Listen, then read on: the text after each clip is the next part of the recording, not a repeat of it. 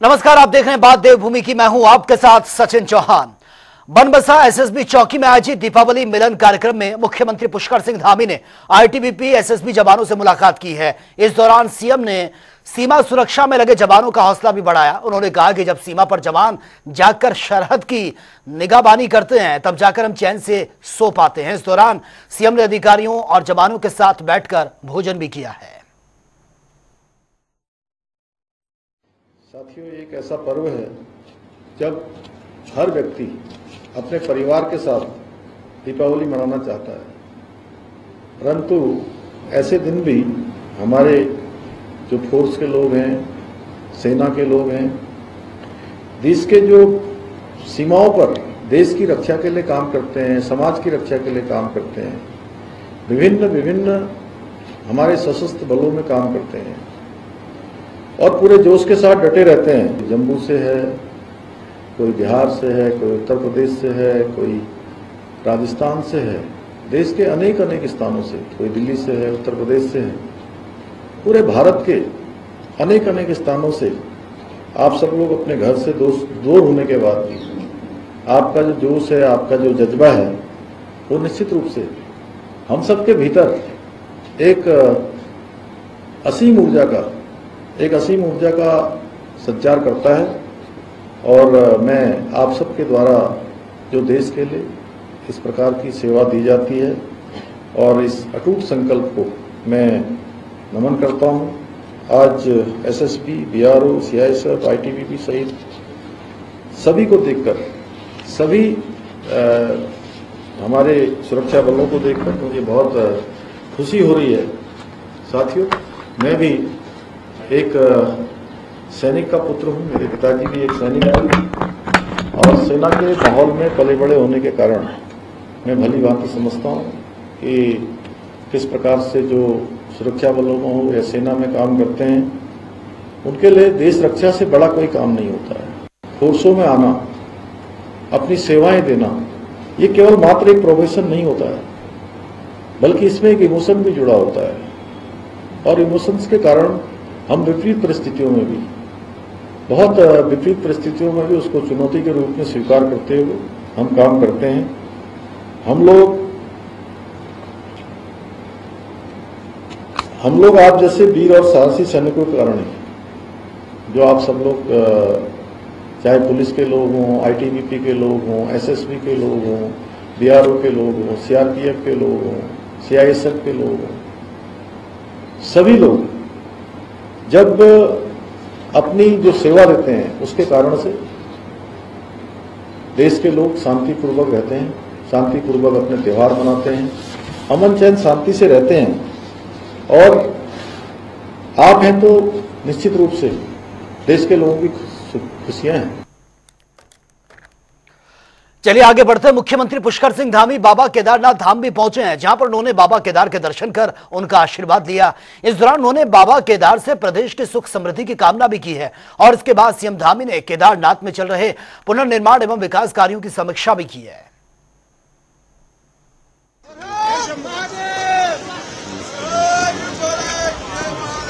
हर हर महादेव।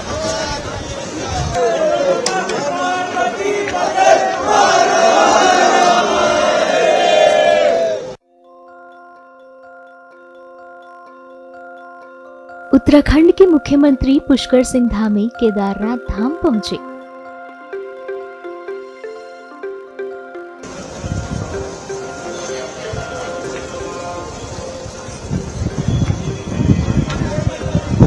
इस दौरान ऊंची पहाड़ियों के बीच कच्चे पक्के रास्तों से होते हुए सीएम धामी मंदिर की राह पर निकल पड़े।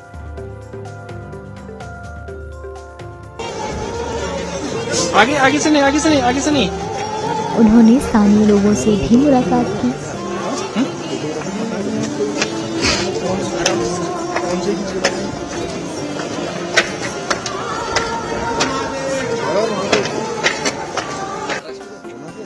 कब आए? कल आई। रात को नहीं थी दिवाली में? हाँ। अरे वाह, अच्छी हुई। हाँ। चलो शुभकामनाएं। बिल्कुल ठंड नहीं है? नहीं। चलो बहुत बढ़िया। जय बाबा केदार। सीएम धामी को देखते ही वहां पहुंचे श्रद्धालुओं का उत्साह दोगुना हो गया। हर हर महादेव, हर हर महादेव।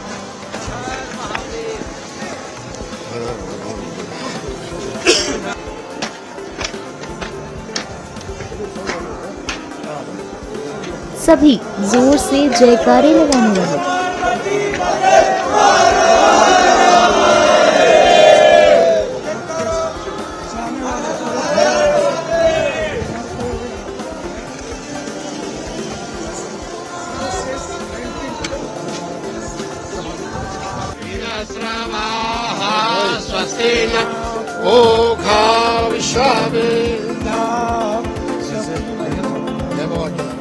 मंदिर पहुंचने पर सीएम धामी का भव्य स्वागत किया गया।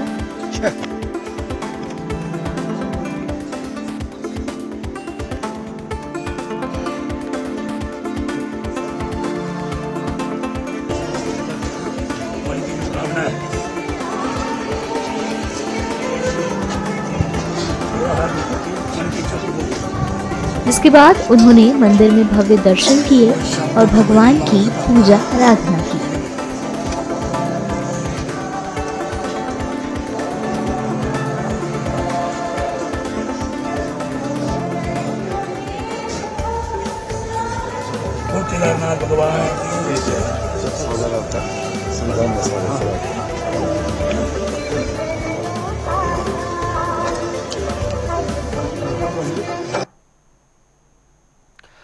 केदारनाथ विधानसभा सीट पर हो रहे उपचुनाव में बीजेपी की ओर से आशा नौटियाल को प्रत्याशी बनाया गया और उपचुनाव को लेकर बीजेपी की ओर से दावा किया जा रहा है कि हर हाल में इस सीट पर बीजेपी जीत दर्ज करेगी।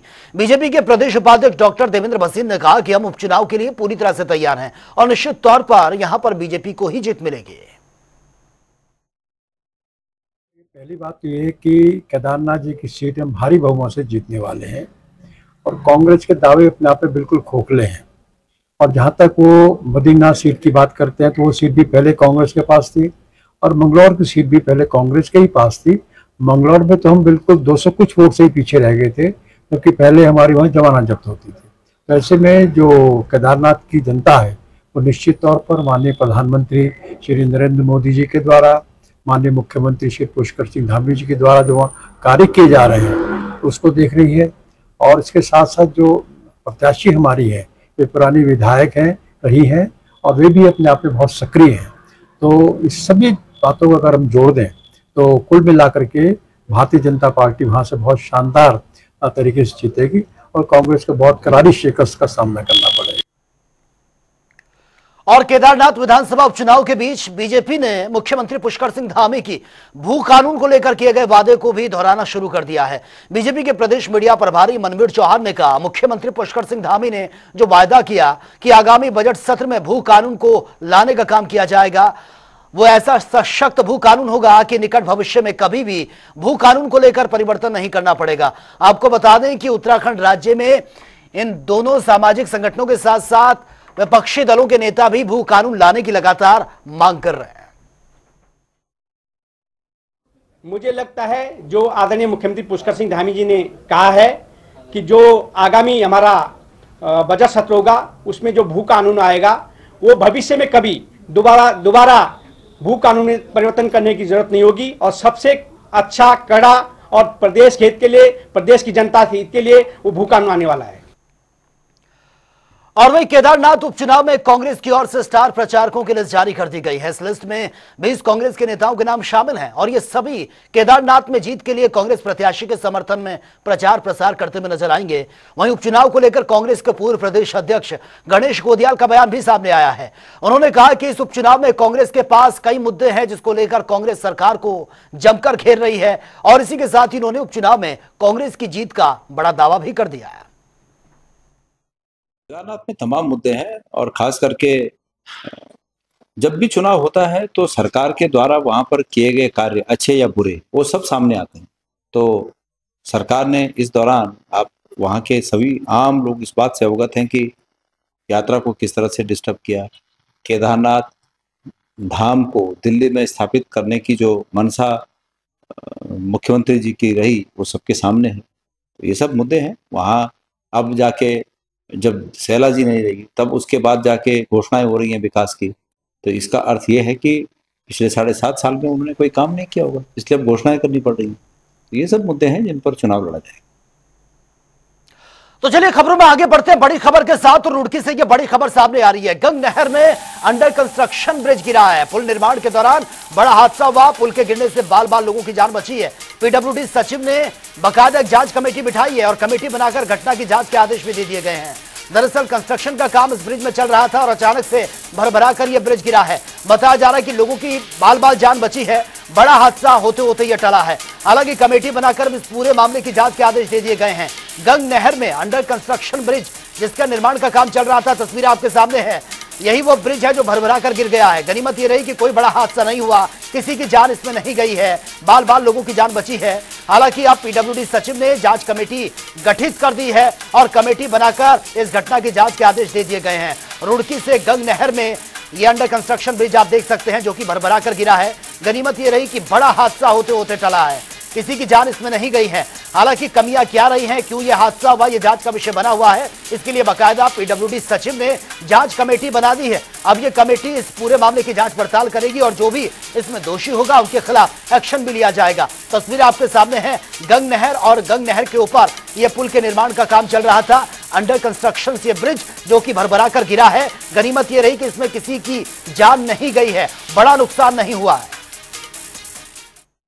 में विकास कर रहे हैं, बहुत चल रहे हैं। रुड़की में लगातार सड़कों का निर्माण हो रहा है।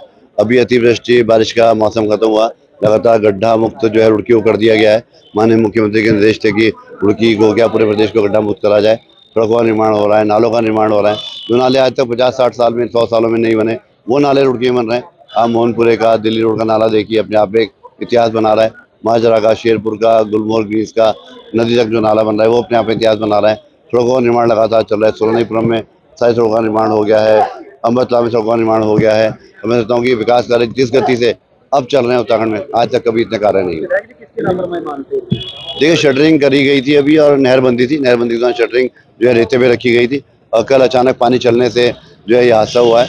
तो मैं सोचता हूँ कि अधिकारियों को ध्यान रखना चाहिए कि पानी चल रहा है नहीं चल रहा है। यूपी और उत्तराखंड के सामंजस्य कहीं नहीं रहा। पानी चलाने से पहले एक बार चेतावनी देनी चाहिए, पानी चल रहा है। तो मैं तो शटरिंग अभी खड़ी थी, शटरिंग क्षतिग्रस्त हुई है और आगे गुणवत्ता के ध्यान के लिए और लापरवाही के लिए अधिकारियों को बोल दिया गया है। चाहे वो एक्सएन हो, चाहे हमारे ईएनसी हो, हमारे जेईई हैं, वो लगातार इसकी मॉनिटरिंग करेंगे और बहुत अच्छा सुंदर मजबूत पुल बनेगा और लोगों के लिए बहुत लाभकारी सिद्ध होगा। और उत्तराखंड राष्ट्रीय लोकदल की इकाई ने प्रदेश में युवा रालोद का विस्तार ये किया है और पार्टी प्रदेश कार्यालय देहरादून में प्रदेश अध्यक्ष राजेंद्र पंत और मुख्य प्रवक्ता अनुपम खत्री की मौजूदगी में युवा रालोद प्रदेश अध्यक्ष और महासचिव नियुक्त ये कर दिए गए हैं। इस मौके पर प्रदेश अध्यक्ष राजेंद्र पंत ने बताया कि पार्टी ने शैलेंद्र पवार को युवा रालोद का प्रदेश अध्यक्ष बना दिया है, वहीं सुमित पोखरियाल को महासचिव बनाया गया है। नशे से मुक्त करने के लिए हमारी नहीं है, जो हमारे राष्ट्रीय अध्यक्ष इसके लिए लगे हैं। हम अच्छे से उनका साथ देंगे, संविधान बना देंगे। जैसे हमारी पार्टी गरीबों की, किसानों की पार्टी है और अच्छे से अपना पूरा सहयोग देंगे। विधानसभा 2027 के चुनाव के लिए देखिए केदारनाथ में हम एनडीए का घटक दल हैं, लेकिन अभी हमारे पास सरकार की तरफ से कोई लिखित में ऐसा आदेश नहीं आया है कि नहीं हमसे समर्थन मांगा गया उन्होंने कि हमारे प्रचार में आया। तो इसमें हम इस तरीके से नहीं जाएंगे कि हम जबरदस्ती वहाँ पे जाए। हम सरकार के हिस्सा है। मैं हर हमेशा कहता आया हूँ कि हमने आत्मसमर्पण नहीं किया है, हमने केंद्र में सरकार बनाने के लिए सहयोग किया है। तो हम इनके पीछे भाग करके हम काम करेंगे। अगर सरकार हमें हमारे स्वाभिमान के साथ बुलाएगी तो हम जाएंगे। सरकार की जो क्रिया काम करने के तरीके हैं या काम किया है या जो भी चीजें हम जनता के सामने रखने के लिए सक्षम है, लेकिन हम ऐसे नहीं जाएंगे कि सरकार ना बुलाए और हम जबरदस्ती उसके पीछे भागना, वो काम। और वे गढ़वाल के सबसे बड़े हॉस्पिटल बेस अस्पताल श्रीकोट में बने यूनिट यहां पर नहीं है, बर्न यूनिट नहीं है और यह अस्पताल श्रीनगर मेडिकल कॉलेज के अधीन है। दरअसल पिछले 1 साल से यहां पर बर्न यूनिट ठप पड़ी हुई है। अक्सर देखा जाता है कि त्योहारी सीजन में आतिशबाजी के चक्कर में कई लोग झुलस जाते हैं और ऐसे में उन्हें देहरादून या फिर ऋषिकेश के लिए दौड़ लगानी पड़ती है। वहीं इस मामले में स्वास्थ्य मंत्री धन सिंह रावत का भी स्टेटमेंट सामने आया। उन्होंने कहा कि जल्द ही प्रदेश के सभी मेडिकल कॉलेज में हर प्रकार की मेडिकल सुविधाएं मुहैया करवाई जाएगी। देखिए, जितने हमारे मेडिकल कॉलेज हैं, चाहे देहरादून मेडिकल कॉलेज है, चाहे हरिद्वार का मेडिकल कॉलेज अब नया बन रहा है, जैसे हमारा हल्द्वानी मेडिकल कॉलेज है, वैसे श्रीनगर का, वैसे हमारा अल्मोड़ा का है। अब हम मेडिकल कॉलेजों में हर प्रकार की फैसिलिटी देने वाले हैं। श्रीनगर में चूँकि हमारा 50 बेड का क्रिटिकल केयर ब्लॉक बन रहा है, वो लगभग 4 महीने में तैयार हो जाएगा। जैसे वो तैयार होगा वैसे हम वहाँ बर्न यूनिट शुरू कर देंगे। तो वो हमारे प्लान में है। और मैं कह सकता हूँ कि देखिए आप, जब से हमारा अल्मोड़ा मेडिकल कॉलेज बना तो अब पर डे लगभग 300 पेशेंट जो हल्द्वानी आते थे वो अब अल्मोड़ा में उनका इलाज हो जा रहा है। जब से हमने श्रीनगर मेडिकल कॉलेज को पूरा जो है संसाधन युक्त किया है, वहाँ फैकल्टी चले गई, प्रोफेसर चले गए हैं, वहाँ 6 स्पेशलिस्ट डॉक्टर चले गए हैं, हमने डॉक्टरों की तनख्वाह 50% एकत्रित कर दिए। तब से जो है पर डे 700 मरीजों का इलाज अब श्रीनगर में हो रहा है। और उत्तराखंड 38वें राष्ट्रीय खेलों की मेजबानी कर रहा है और उसको लेकर खेल विभाग ने राज्य के सभी स्कूल्स के खेल प्रशिक्षकों की और होनहार प्रतिभाशाली जो खिलाड़ी हैं उनका आह्वान भी किया है। अगर वो राष्ट्रीय खेलों में वॉलंटियर के रूप में प्रतिभा करना चाहते हैं तो उन्हें मुख्यमंत्री के पोर्टल पर अपना आवेदन ये देना होगा। ये मैसेज देना चाहता हूं कि उनके स्कूल के पीटीआई, उनके स्कूल के स्पोर्ट्स कोच, उनके स्कूल के वैसे एथलीट जो कि खेलों में रुचि रखते हो, ये कृपया करके हमारे वॉलंटियर पोर्टल पे, जो कि माननीय मुख्यमंत्री के द्वारा, माननीय मुख्यमंत्री जी इसका यूथ फेस्टिवल के समय इसको लॉन्च करेंगे, उसमें वो अपने आप को जरूर रजिस्टर करें। वॉलंटियर पोर्टल पे रजिस्टर करेंगे तो उससे उनको सीखने को भी मिलेगा। हम लोग यहाँ पे ट्रेनिंग भी दिलवाएंगे कि कैसे स्पोर्ट्स की वॉलंटियरिंग की जाती है, और ये एक लर्निंग एक्सरसाइज होगी उनके लिए। बहुत बड़ा माहौल में वो पूरे भारत के बड़े बड़े खिलाड़ियों को देखने का भी मौका मिलेगा उनको। और देश के पर्वतीय राज्यों में मौसम में बहुत तेजी से बदलाव यह देखने को मिल रहा है। बदलते मौसम के कारण लोगों में सर्दी, खांसी और जुकाम जैसी बीमारियां भी देखने को मिल रही हैं। वहीं बदलते मौसम पर किस प्रकार से सावधानियां बरतनी चाहिए, इसी पर डॉक्टर जैनेंद्र कुमार ने जानकारी देते हुए कहा है कि बदलते मौसम की मार और दीपावली त्योहार के कारण लोगों को गले संबंधित परेशानी बहुत तेजी से यह पनप रही है। ऐसे में लोगों को ज्यादा से ज्यादा सावधानी बरतने की जरूरत है। ये अब टाइम है जब खास तौर से छोटे बच्चों को और बुजुर्गों को जिनको सांस की दिक्कत है, उन लोगों को बहुत सावधान रहने की ज़रूरत है। दिवाली के टाइम पे प्रदूषण का स्तर बहुत ज़्यादा बढ़ जाता है। इससे, धूल से, अलग अलग विभिन्न प्रकार की खुशबुओं से, इन सब से बचने की बहुत ज़रूरत है। बच्चों को पहले आना है तो बच्चों को सही तरीके से कपड़े पहनने हैं, पानी ठीक तरीके से पीना है और धूल वगैरह से बचें। जिन बच्चों को एलर्जी की समस्या है, allergic rhinitis, allergic bronchitis, asthma, उन लोगों के लिए बहुत ज़रूरी टाइम है कि वो मास्क पहने, सही तरीके से कपड़े पहने, टोपी वगैरह का इस्तेमाल करें और ठंडा और खट्टा खाने से बचें, स्पेशली ठंडा खाने से बचें। साथ अब जो बुजुर्ग लोग हैं उनको ध्यान रखना है कि बीच बीच में अपना ऑक्सीजन का स्तर चेक करते रहें, ठंडे से बचें और धूल से स्पेशली जितना दूर हो सके रहें। बाहर निकलें तो जितना हो सके मास्क का इस्तेमाल करें। ये सारी चीज़ों का प्रयोग करेंगे तो ठीक रहेंगे। उत्तराखंड में माप तोल विभाग ने अलग अलग जगहों पर छापेमारी कर बड़ा एक्शन लिया है और इस पर जानकारी देते हुए संयुक्त नियंत्रक विधिक माप विज्ञान गोविंद सिंह ने बताया कि अलग अलग जगहों पर यह छापेमारी की गई है, जिसमें घरेलू गैस, पेट्रोल पंप और मिठाई की दुकानें भी शामिल हैं। दिवाली त्योहार के मद्देनजर विभाग द्वारा पूरे प्रदेश में निरीक्षकों द्वारा अभियान चलाया गया, जिसमें 181 मामले हमारे विभाग द्वारा दर्ज किए गए, जिसमें गैस एजेंसी के 7 मामले, पेट्रोल पंप के 12 मामले, सुनारों के 17 मामले, मिठाई विक्रेताओं के 36 मामले और कुल मिलाकर 181 मामले दर्ज किए गए और अभी लगातार अभियान जारी है विभाग द्वारा। और मेरे उपभोक्ताओं से निवेदन है कि अगर इस प्रकार की वो घटतौली या बढ़तौली या ओवर रेटिंग की कोई शिकायतें उनको मिलती है तो नेशनल कंज्यूमर हेल्पलाइन 1800114000 पे और विभागीय हेल्पलाइन 1800804296 तथा सीएम हेल्पलाइन 1906 पे शिकायत कर सकते हैं। और इसके अलावा मेरे जो पर्सनल वो नंबर है उस पर भी शिकायत कर सकते हैं। चलिए खबरों में आगे बढ़ते हैं। यमुना नदी का जल हर जगह पर प्रभावित होता है, लेकिन क्या आप जानते हैं कि वास्तव में मां यमुना कहां से निकलती है? आज हम आपको इसके पूरे अस्तित्व के बारे में बताएंगे। तो चलिए आज हम इन्हीं पवित्र धाम यानी कि यमुनोत्री से जुड़ी इतिहास को बताते हैं। अद्भुत अलौकिक यमुनोत्री 4 प्रतिष्ठित हिंदू तीर्थ स्थलों में से एक, जहां से होती है चारधाम यात्रा की शुरुआत। यमुनोत्री धाम दर्शन और मंदिर का इतिहास। यमुनोत्री धाम अपने आप में एक बड़ी मान्यता रखता है, जो 4 धाम तीर्थ यात्रा का एक हिस्सा है। यहीं से 4 धाम की यात्रा की शुरुआत होती है। आपको बता दें कि यमुना नदी का स्रोत उत्तरकाशी में गढ़वाल में स्थित है और ये गढ़वाल हिमालय में 3293 मीटर की ऊंचाई पर स्थित है। यमुनोत्री मंदिर का इतिहास। मां यमुनोत्री के मंदिर का इतिहास बताने से पहले हम आपको बता दें कि यमुनोत्री मंदिर गढ़वाल हिमालय के समुद्र तल से काफी ऊंचाई पर मौजूद है। बता दें ये लगभग 3235 मीटर की ऊंचाई पर स्थित है। शुरुआत में मंदिर को टिहरी नरेश ने 1839 में बनवाया था, लेकिन दुर्भाग्यवश यमुनोत्री के बाढ़ की चपेट में आ गया था, जिसके बाद मंदिर का निर्माण पूर्ण रूप से 19वीं शताब्दी में जयपुर के महारानी गुलारिया और टिहरी गढ़वाल के राजा प्रतापगढ़ ने अपनी पूरी निष्ठा और भक्ति के साथ पूरा कराया। यमुनोत्री धाम की यात्रा का महत्व। किसी भी यात्रा के पीछे कई सारे कारण और कथाएं छिपी होती हैं। ऐसे ही मां यमुनोत्री के धाम की यात्रा का महत्व है, जिसके अनुसार कहा जाता है कि सूर्य देव की पुत्री यमुना और पुत्र यमराज है।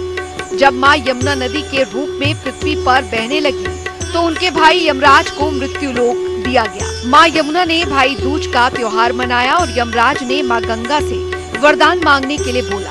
यमराज ने बहन यमुना की बात को सुनकर वरदान दिया कि जो भी तेरे पवित्र जल में स्नान करेगा वो यमलोक का रास्ता कभी नहीं देखेगा। इसलिए कहा जाता है कि जो भी मनुष्य यमुना के पवित्र जल में स्नान करता है तो वो अकाल मृत्यु के भय से दूर हो जाता है और मोक्ष को प्राप्त होता है। इसलिए यहाँ हजारों से भी ज्यादा की संख्या में भक्त आते हैं। यमुनोत्री के कपाट खुलने का समय। पहाड़ों में बसी यमुनोत्री मंदिर में आने और जाने का समय निर्धारित है। ऐसा बिल्कुल नहीं है कि कोई किसी भी समय आ जा सकता है, इसलिए मंदिर के कपाट खुलने का समय तय है। बता दें कि मंदिर के कपाट अक्षय तृतीया के पावन पर्व पर खोले जाते हैं, यानी कि अप्रैल मई के महीने में कपाट खुल जाते हैं। यात्रा शुरू हो जाती है और अक्टूबर और नवंबर में मंदिर के कपाट बंद कर दिए जाते हैं। यमुनोत्री धाम की यात्रा की शुरुआत। जहां तक बात यात्रा की शुरुआत की है, बता दें कि यात्रा की शुरुआत सबसे पहले पांडवों ने की। पांडव उत्तराखंड में तीर्थ यात्रा पर आए थे, तो पहले यमुनोत्री आए, उसके बाद गंगोत्री और फिर केदारनाथ और बद्रीनाथ की ओर बढ़े। तभी से 4 धाम की यात्रा की शुरुआत हुई। तभी से ही यहाँ पर लाखों भक्तों का तांता लगा रहता है और सब अपनी मनोकामना को पूर्ण कराने के लिए यमुनोत्री से यात्रा की शुरुआत करते हुए 4 धाम की पूरी यात्रा करते हैं।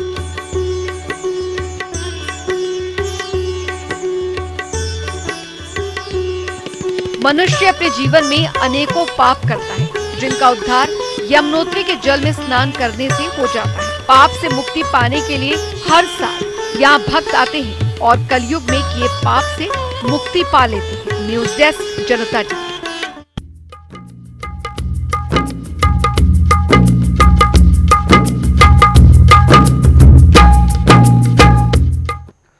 तो फिलहाल इस बुलेटिन में मेरे साथ इतना ही, लेकिन तमाम खबरों के लिए आप बने रहिए जनता टीवी के साथ। नमस्कार।